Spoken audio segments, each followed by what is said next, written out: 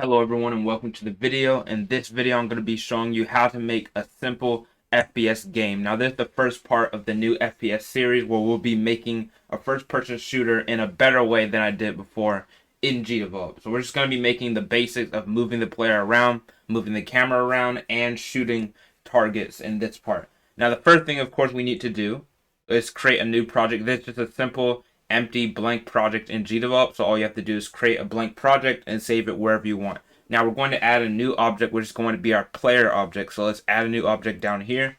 And let's go into our 3D box. Because we're using 3D objects, we're going to use a 3D box as our player. And we're going to, of course, rename it to player. And we can keep all these settings right now. Just everything is fine right now. So we're going to keep those the same. We also want to make sure we activate every single face. Right now we have the front face, the back face. And you'll see that all of them are activated except for the back face. Now this is actually really not completely necessary, but just in case there's a situation where we want to make the game where we can see our player in a third person view, we want to make sure that all of their faces are shown. So we're going to create one of the faces, and since we're not going to be seeing the player for now, there's no need to create anything extravagant. So we're just going to create with Pixel, and this is just a 32 by 32 pixel cube, and all you have to do is choose whatever color you want, choose the paint bucket, and then color the whole thing whatever color you want. So I'm going to save it, and then after that you don't have to recreate one for each face. You can just click the box and then click the option and you can easily fill everything in. So right now this is our player object, and now that we have the player, we're also going to set up some ground. So let's add a new object, and let's also make this a 3D box since we're in a 3D space, and we're going to call this ground. And then we're going to do the same thing we did with the player. We're going to make sure we activate the back face, make sure everything else is activated. And let's make the ground a different color than the player. So let's create with Pixel, and I'm going to choose red as my color and then paint it completely red. And now we have a red box as our ground. So we're going to make sure we fill this in with all the faces, and make sure you select new 3D box front 2 because it's the second thing that we added, and this is the default name that it will be given. So once you fill that in, now we have the ground object and the player object. So let's drag our player onto the scene, and let's also drag our ground onto the scene. Now, one thing to keep in mind is that when it comes to working in a 3D space, the Z is what controls how high our object is, not the Y. The Z is what controls it. And we want our ground to be lower than the player. And right now our player Z position is 0. So we're going to set our ground Z position as being equal to something below 0. In this case, I'm going to set it equal to negative 200. And you'll see that visibly move down. If I set it back to 20, it'll move up. If I set 200, it'll move down. I'm also going to stretch it out using our nodes here, and stretch it out completely so that we're actually on a ground. Now, let's see what happens if we preview. If we preview, this is how it looks in a 2D view because we actually haven't set up our camera yet. So in order for us to set up our camera, we're actually going to need an extension in order for us to set up our camera. So let's go into our project manager in the top left. And now that we're here, we go under the extensions tab and we add a new extension. And this is a simple extension name. Just type in first person camera. And this is made by D8H. So shout out to D8H for creating this. Kind of a hard name to say. So we're going to install this first person camera, 3D camera into our project. So now that we have this, how do we actually set up our camera? How do we set up our camera so we can look around and we can tell what's going on? Now, let's go into our events, and you'll see that we have completely no events. So let's add our first event. So let's add an event, and let's, for our condition, remember, we can speak it in English and then convert it to GDevelop. We want to always be looking around. Basically, we want the camera to always be active in this case. That means there needs to be no conditions. We're going to leave the condition blank. And let's add a new action. Now we're trying to look out of the player's eyes. So we're going to click the player. And now if we scroll down, we should see an option called look through object eyes. And because we have this option, it will ask you, well, it's not really asking anything except for the layer. And we only have one layer, which is the base layer. And that's completely fine. We're going to leave it at that. So I'm going to click OK. And now that we have that, I'm going to preview. And you see that now we're in a 3D first person view. And that's really good. That's really, really good. Now, we want to actually be able to move around our camera And we also do not want the mouse to be out of this space. The mouse is supposed to be locked into the view. The mouse is supposed to be locked into the game view. So we need to add another extension called mouse pointer lock, and that'll make sure that we can lock our mouse inside the game view. So I'm going to go back to the project manager and let's go into extensions. We're going to add a new extension. Then we're going to delete everything. I'm going to type in mouse pointer lock, and this is made by Pandaka, one of the pioneers of 3D in GDevelop. So let's install this, and now let's close it out. And now we want to lock our cursor in when the game is clicked. When the mouse is clicked, we want to lock our cursor in. So let's add an event for that. So of course the condition is if the mouse button is pressed. That's our first condition. So let's add a condition, and then let's go into other conditions. Let's go into our input tab, go into mouse and touch, and then go into if mouse button is pressed. And we want to check if the left key is pressed. Now another condition we want to add is we want to check whether or not the mouse is already locked in, because we don't want to keep reactivating our event if the mouse cursor is already locked in. So we're going to go into add a condition, and let's go into other conditions so we can access our mouse pointer lock extension. Let's go here, and we have a condition that checks whether or not the mouse pointer is locked. Now we're trying to check if the mouse pointer is not locked. So let's invert the condition, and now it will be the opposite. So now we're checking if the mouse button is pressed, and if the mouse pointer is not locked in, then we want to actually lock the cursor. So now let's add an action, and let's click into our other actions, go back into mouse pointer lock, and request pointer lock. This is what actually will lock the mouse pointer, and then it'll also hide it. So this is what's going to happen.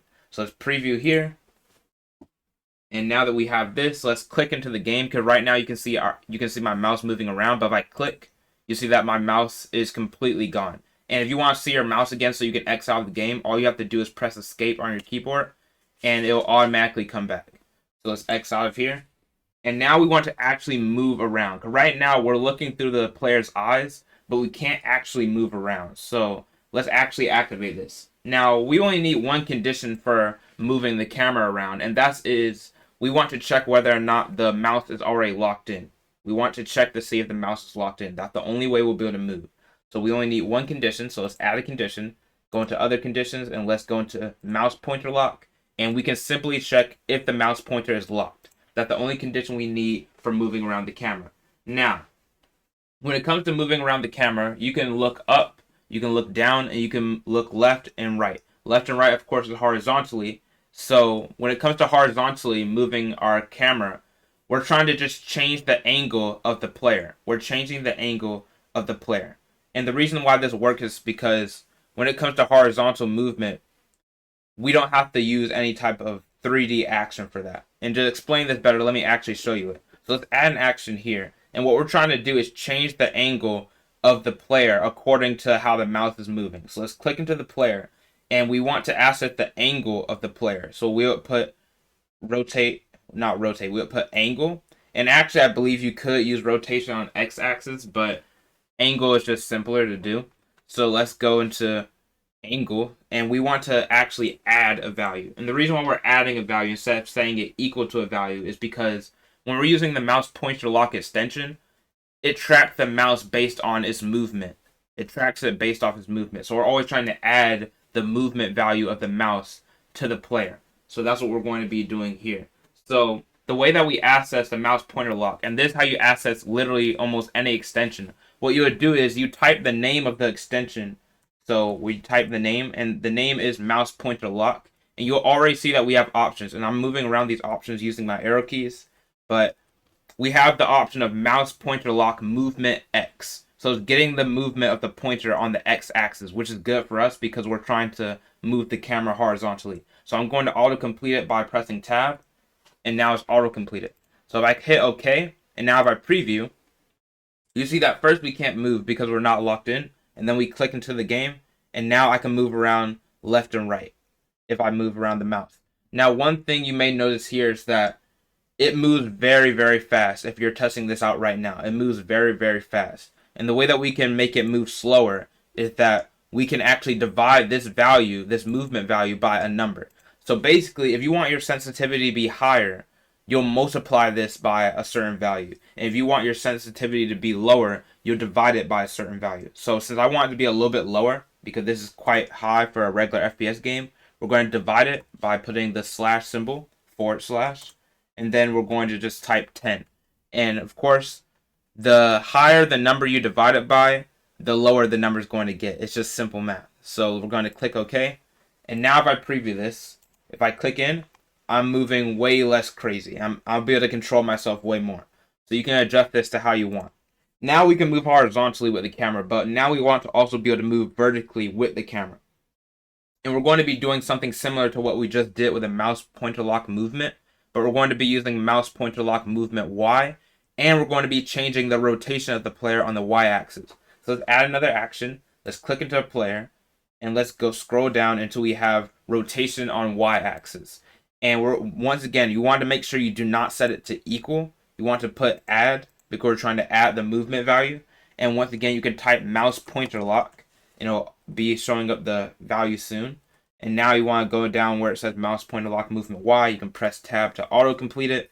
And let's also divide this by 10, because normally, unless you want them to be separate, normally your sensitivity when it comes to moving up should be the same when it comes to moving left and right. So we're going to also divide this value by 10. And let's preview this. And now if I click, when I move up with my mouse, I'm looking up and down. And I can move left and right. So this is very, very, very good. Now, we have the basics of the camera down. Now we need to get some movement down. And when it comes to getting movement down, we could try to do everything from scratch by using events. But luckily, GDevelop has good extensions that can help us with the movement without doing everything from scratch. So we're going to add 2 extensions for moving around the player. So I'm going to go into our project manager in the top left, and let's go into the extensions tab, and we want to add 2 extensions. First of all, we want to be able to walk around. So I'm going to type in 3D walk, and you'll see that we have 3D walk made by DHH, Lazy Panda, and that's a pretty long name, but you can see it right there. But this will just help us walk around easier. I'm going to install this into the project. And also, there's another extension called 3D Jump, and it's basically self-explanatory. It's made by these developers, and 3D Jump just allows you to jump easier without programming all the physics for yourself. So I'm going to install this into the project as well, and we won't automatically be able to jump and walk just by installing these extensions. We have to add them to the player, so let's do that. Let's go into our scene, and let's double-click into the player. Now let's go into behaviors and add a behavior. Now you could scroll down and you'll see that we have 3D walk and we have 3D jump here. So we want to add both of these. So first I'm going to add 3D walk. I'm going to add a behavior. And then I'm also going to add 3D jump. Now when it comes to all of the settings for both of these, we're not going to dive too deep into here right now. But all of these are quite self-explanatory, especially if you've used the platformer behavior before, like the 2D platform behavior. You'll know what all of these already do. So we're not going to get too deep into these, and the rotation really doesn't matter either, because we're not going to be rotating using the arrow keys. We're going to be rotating using the mouse. But just know that this is setting up the speed, and acceleration and deceleration will control how fast you get to your max speed and how fast you get to your lowest speed. Now when it comes to jump 3D, these are also quite self-explanatory. You'll probably know what they are if you've made a platformer. But one thing that we're going to activate, and is already activated by default, is stop falling when z equals 0. And that's because there's really no point for us to go under 0 most of the time. We're just going to stay at 0 at the lowest level. So stop falling when z equals 0, we're going to keep that activated. But if you uncheck it, you'll just keep falling and falling and falling. So let's hit apply. And if we preview, you'll see that really nothing changes because our player is already at 0. And we still can't walk yet, and we can't jump yet because we have to use events to activate that. So let's start using some events to activate the movement and then activating the jumping. So let's go back into our events tab and add a new event. Now, of course, we know the conditions is that we're going to be using WASD as our movement because we're using the mouse to move.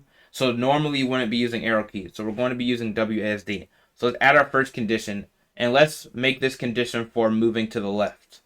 So other conditions, let's go into our input, go into keyboard and key pressed. And for moving to the left, you would be typing A. So I'm going to click OK. And then when it comes to A, all we have to do is set a new action to move us to the left. And the way that we do this with the walk extension, you just add an action, and then you click into the player so that's the object that has the 3D walk behavior. And then you scroll down, and you'll see we have the top-down walk state. That's what we're using, the top-down walk state. And right here, we have simulate left key press. That's exactly what we want right here, simulate left key press. And let's preview it. And if I move to the left by pressing A, you'll see that I start moving to the left. And the thing about the extension is it's smart.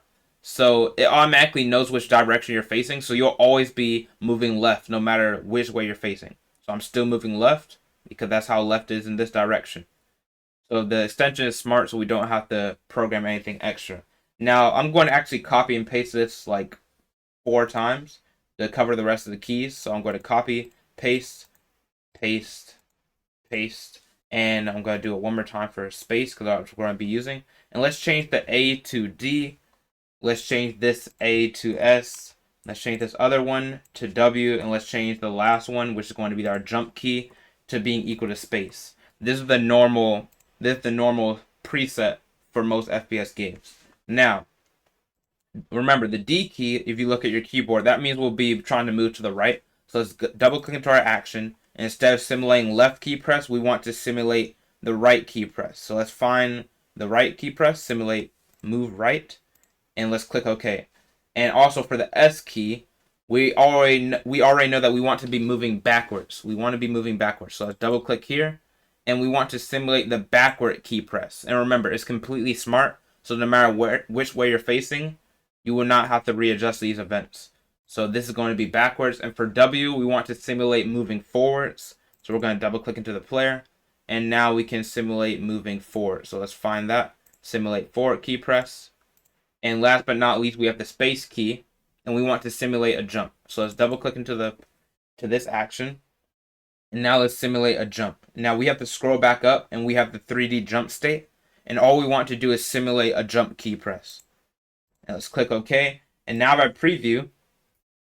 preview, you see that we can move around, and I can actually jump. So now we actually have a basic platformer set up already.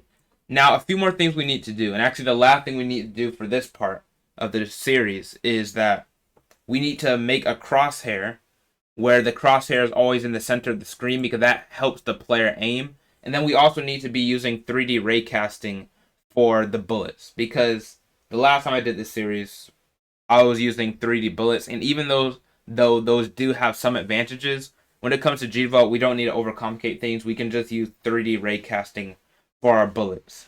So let's make our crosshair. So let's add a new object, and this is going to be a sprite object because the crosshair is not 3D. So let's make it a sprite, and we're going to rename it to crosshair. Now you can find the crosshair using the link in the description in a Google Drive link to access the crosshair, or you can download Kenny's. It's a popular pack for crosshairs called Kenny Crosshair Pack. You can search that on itch.io.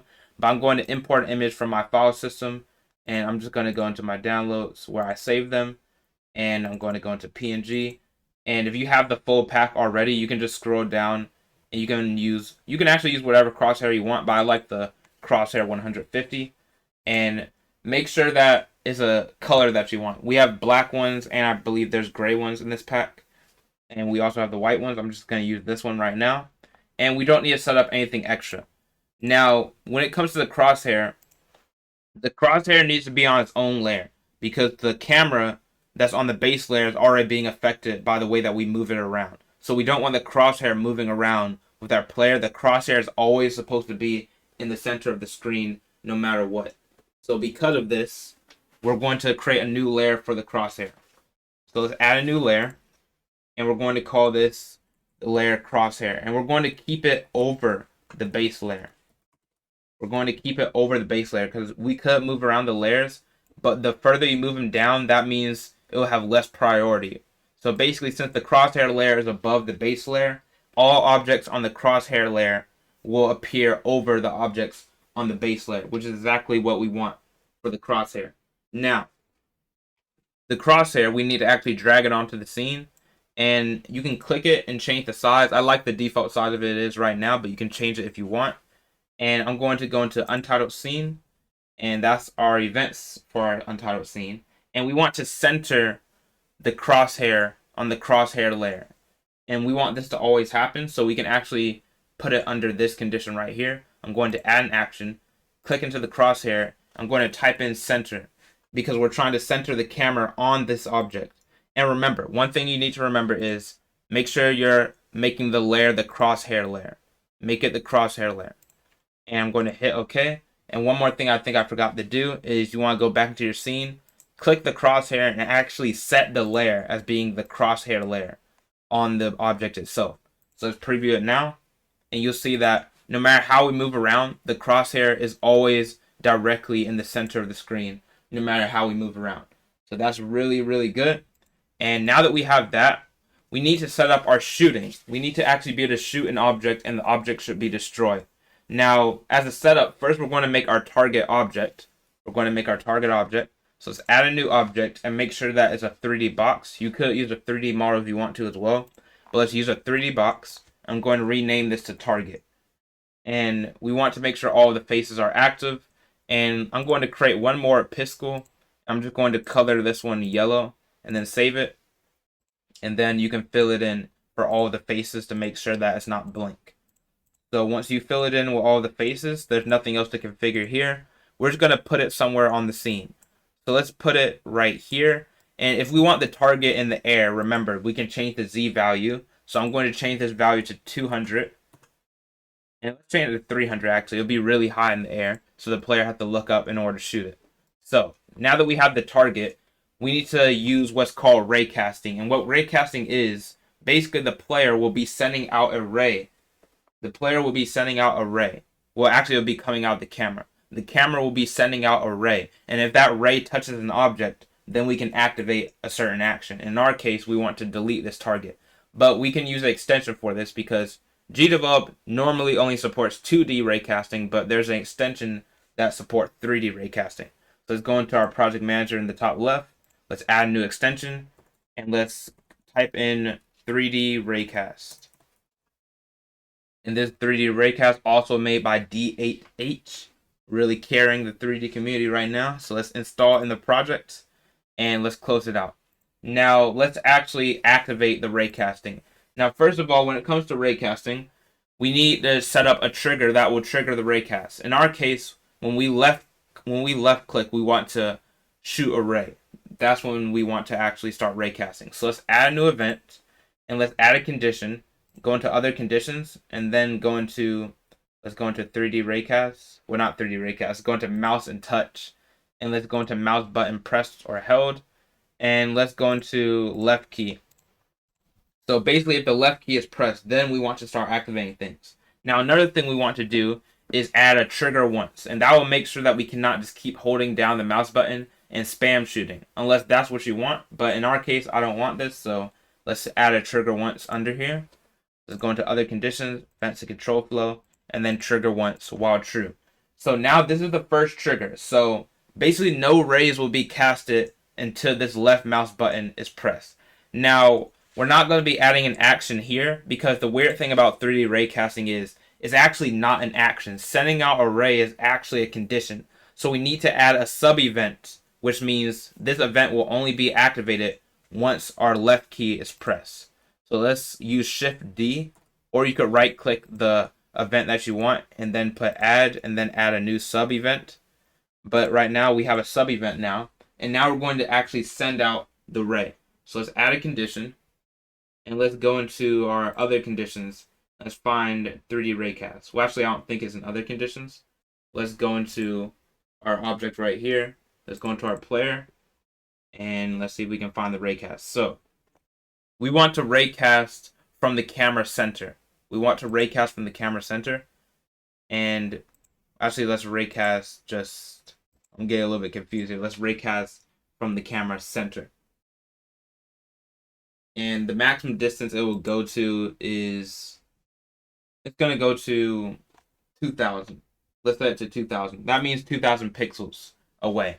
And one more thing, it's actually not going to be coming from the player. We're going to raycast it to the target. Now, to explain this better, let's click OK. So basically what it says here, cast a ray from the camera center to a maximum distance of 2,000 against the target. That's why it can be a little bit confusing. because basically, whichever object you're trying to target, whenever you're using the raycast, you want to click that object first. In our case, the target, and then you'll raycast from the camera center. This is what it's checking for. It's checking to see if the raycast from the camera hits this object. And the maximum distance is 2000, so any distance over 2000, it will ignore it.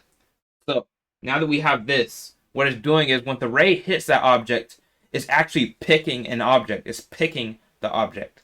And if you want to know more about object picking, you can search up GDevelop documentation for that. But it's going to pick an object, and when that object is picked, we want to do a certain action. So let's add another sub-event, because basically what's happening, our left key is pressed, then it sends out a ray to the target. And then if it's picked, we want to do a certain thing. So how do we detect if the object is picked? Well, it's pretty easy. We just add a condition right here, click the target, and then we can type in number, and you'll see number of instances currently picked. Now, if the instance is greater than 1, well, not 1, greater than 0, then we're going to delete the object. So let's add another action.